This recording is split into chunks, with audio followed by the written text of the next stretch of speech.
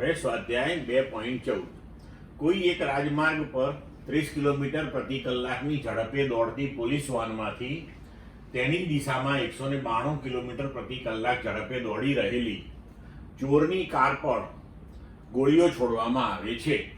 જો બંદૂકની નળીમાંથી નીકળતી ગોળીની ઝડપ 150 કિલોમીટર પ્રતિ કલાક હોય તો ગોળી એ ચોરની કારને કઈ ઝડપે અથડાશે?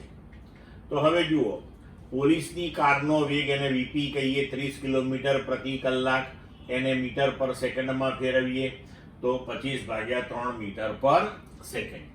ચોરની કારનો વેગ વીટી કહો, થીફ, તો એના બરાબર 192 કિલોમીટર પ્રતિ કલાક, તો 192 ગુણ્યા 1000/3600 એટલે 160/3 મીટર પર સેકન્ડ.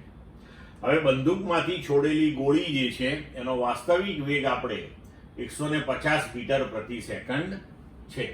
હવે 150 મીટર પ્રતિ સેકન્ડ થી આપણે ગોળીને છોડી છે, બરાબર?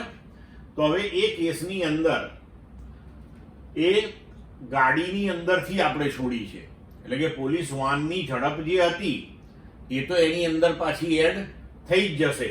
એટલે હવે શું થશે કે ગોળીનો વેગ જે છે એ પોલીસની વાનનો વેગ વત્તા ગોળી જ્યારે વાનની અંદર આપણે બેઠેલા હતા ને છોડી એ વેગ, તો 25/3 વત્તા 150 એટલે 475/3 મીટર પર સેકન્ડ.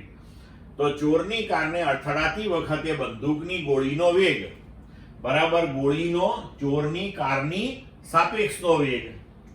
તો VBT એટલે કે ગોળીનો ચોરની કારની સાપેક્ષનો વેગ બરાબર ગોળીનો વેગ ઓછા ચોરની કારનો વેગ બરાબર 475/3 માઇનસ 160/3 બરાબર 315/3.